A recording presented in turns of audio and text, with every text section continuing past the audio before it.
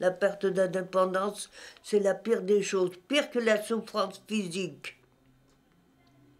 Ah oui. Bah, il y a des moments où je voudrais bien faire moi-même. De faire tout ce que je peux, oui. C'est important. Parce que ça m'encourage et ça me fait garder le moral. Oui, je prends pas mal de risques. Mais pour rester chez moi, qu'est-ce que je ne ferais pas? Ça fait 2 mois hier que je suis là. Vous verrez, on est au chaud, on est bien. Mais tout le monde rit, personne ne veut prendre ma place. Ah, mesdames. Ah bah non, Là, il faut s'arranger pour bien positionner parce qu'après, pour reprendre, c'est plus possible. Voilà. C'est bon, vous êtes au fond, ma fille? Oui, c'est bon, Patricia. C'est incroyable. On ne pourra jamais leur dire merci. Jamais, jamais. Tout ce qu'elles font à disposition de tout le monde, à n'importe quel moment. Marie et puis Patricia, ils savent très bien. Pour faire tout, hein.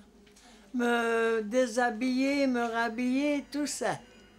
Si on les fait participer, c'est un bien pour eux et c'est un bien pour nous. Parce qu'eux, ils gardent un minimum d'autonomie. Pour le relationnel, c'est important aussi parce qu'on se parle. Et puis pour nous, parce qu'on se fait moins de mal obligatoirement avec des gens qui participent. Si on leur parle pas, obligatoirement, ils vont se braquer parce que soit ils auront peur, soit ils sont surpris comme ça, si on les fait retourner sans rien leur dire. Donc si on les fait participer, ils nous aident. Donc c'est un bien aussi pour nous, faut reconnaître. Et puis c'est vrai que bon, il faut qu'on se parle. Hein. Si on arrive et puis on se parle pas, ça ressemble à rien. C'est un tout. C'est un tout. Oh, ben j'avais peur, hein. Oh, j'avais peur qu'ils me lâchent. Mais maintenant, ça ne me fait plus rien. Mais au commencement, j'avais la frousse. La personne prise en charge ne comprend pas toujours ce qu'on lui fait. Donc quand on lui apporte un soin, lui le vit comme une agression et donc répond également aux soignants de manière agressive. Et c'est vrai que ça, pour gérer ça au quotidien, le personnel soignant a bien du mal. Il y a des fois des coups, on griffe, on pince. Enfin, c'est des choses qui existent, je pense, tous les jours dans les services. Voilà. C'est bon? Oui, c'est bon. Vous êtes assez au fond?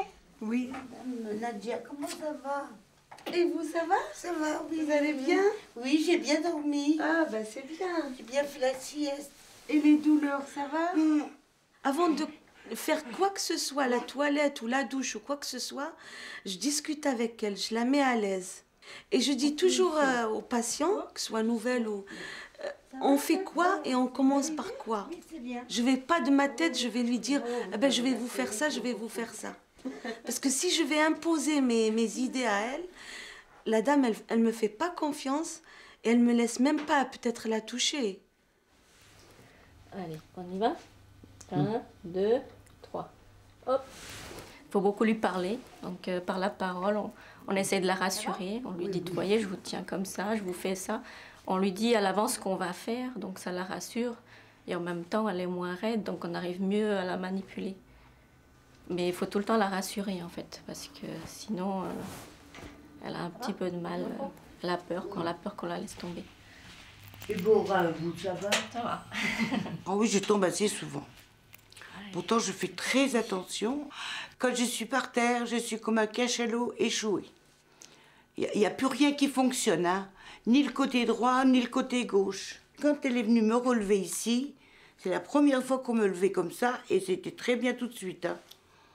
Parce que les gens me tirent par le bras, par le machin, comme ça. Tandis que là, elle a mis ses mains, je m'a croisée, je ne sais même plus comment elle a fait, et hop, j'étais levée. C'est la première fois.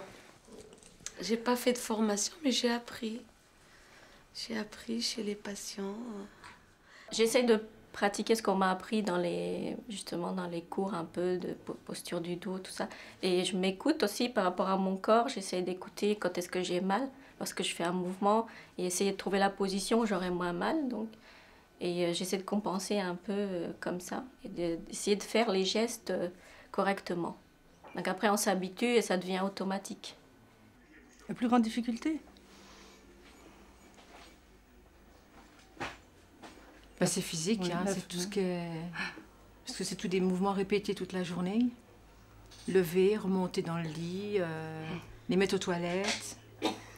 Donc c'est multiplié par à peu près 15 fois par 15 malades par jour. Multiplier ça des fois par 3 ou 4 fois, tout dépend Parce que là c'est sûr, c'est spectaculaire avec un lève-malade, ça. Mais il y a toutes les petites choses, le fait de remonter quelqu'un dans le lit, ça paraît rien. On se met à deux, on a un genou dans le lit, on lève la personne. Ça paraît rien, mais répéter plusieurs fois, mis bout à bout, c'est sûr qu'il y a une usure, hein. Mais bon. Ben, j'ai eu 6 mois d'accident de travail parce que ben, j'ai relevé un patient dans le lit puis ça a craqué au niveau du dos.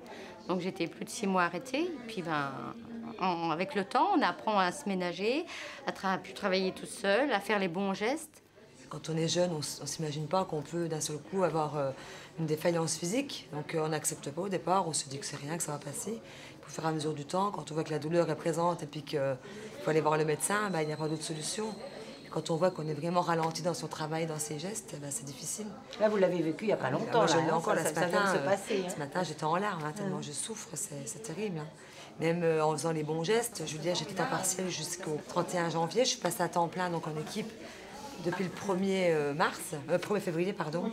Et c'est vrai que je vois la différence de travail maintenant avec ma collègue. Bon, c'est vrai que certains mouvements que je faisais seule avant, je les effectue avec ma collègue. C'est quand même beaucoup plus... c'est plus facile, c'est autre chose que je veux dire. Hein. Mais c'est sûr que quand on n'a pas sa collègue, quand on va avec une autre collègue qui n'a pas la même technique, c'est là que souvent ça se produit les sacrés hics. C'est quoi les sacrés hics? Bah, c'est les lumbago, comme je vous ai dit, si on se met mal ou si on fait mal à la personne, puisque si on n'a pas la même technique en même temps, automatiquement c'est ou la malade qui prend ou nous. Donc on essaye d'être en cœur. Allez, 1, 2, 3. C'est un binôme, hein, on n'a rien à faire. Travailler à deux, bon bah c'est le top. Tout seul, non, on peut pas. Surtout quand on a des gros malades, surtout en long séjour, c'est quand même des personnes qui ont beaucoup de handicap. Allez, le drap. Les vieux lits sont pénibles. Ça va comme ça? Oui. Parce qu'on aurait un lit électrique, par exemple, Madame Davouz aurait pu appuyer sur la manette et elle aurait pu se relever toute seule. Sonnette. Voilà. On pose tout doucement les pieds. C'est bien. On attrape devant. Ici ou là? Là. On se penche en avant et on se lève. Très bien. J'enlève le fauteuil. Hein. D'accord. Voilà, on tourne. On n'a pas le temps. On court à droite, à gauche. Donc pour aller vite, eh ben, on peut malheureusement oublier de plier les jambes, oublier de lever le lit. Hein. Ça nous arrive quand même. On enlève les chaussures. Voilà. Hop. Mettez-moi un tout petit peu plus haut. Regardez, Madame Chibiski, vous avez la manette, vous pouvez appuyer, c'est un lit électrique, c'est superbe. Là, moi. Donc c'est très très important d'avoir du matériel ergonomique. Adéquat. Parce que le dos, les épaules... Même quand on est jeune, on est déjà fracturé de partout. Et pour les patients, ils sont en sécurité d'avoir du matériel qui est adapté pour eux. Bon, les outils que nous avons maintenant, les lève-malades et l'électrique, apportent un plus, mais il y a encore une part physique importante. Et du fait du manque d'effectifs, vous avez 4 aides-soignantes pour s'occuper de 35 patients, c'est-à-dire faire les toilettes, les mettre au fauteuil, les lever, les manipuler. À la fin de la journée, il y a quand même la fatigue et physique, en plus de la fatigue psychologique, ça c'est sûr. Il faut que les gens apprennent à se ressourcer parce que c'est quand même difficile. Vous n'avez pas envisagé de prendre un appareil pour vous aider? Est-ce que vous utilisez des choses comme ça? Ben, les auxiliaires y ont pensé, mais je crois que je sentirais plus ma dépendance à quelque chose. Déjà, le fauteuil, il a fallu que je l'accepte. Vous penchez la tête en avant? Vous appréhendez ce moment-là tous les matins? C'est un moment difficile pour vous? C'est-à-dire que je suis familiarisée maintenant, ça m'arrive 2 fois par jour. Le petit voyage à travers l'espace. Il faut prendre la chose du bon côté. C'est quand même un peu quelque part comme une grand-mère, si vous voulez. Même qu'on c'est pas de notre famille, mais on s'y attache. Pendant 9 ans, vous soignez quelqu'un pendant 9 ans, c'est sûr que... Il y a un attachement qui se crée malgré tout, il y a une empathie qui se crée, il y a quand même des sentiments avec les soignants, mais aussi avec les patients, mais avec les familles aussi. Il y a une relation quand même privilégiée qui s'établit. Et quand il y a un patient qui décède, il y a quand même quelque chose de difficile à gérer là.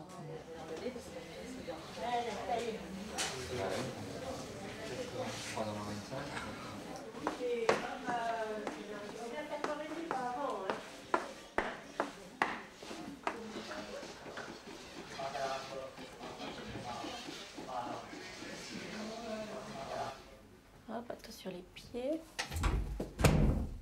Oh, mon chat. En fait, la maison n'est pas très adaptée.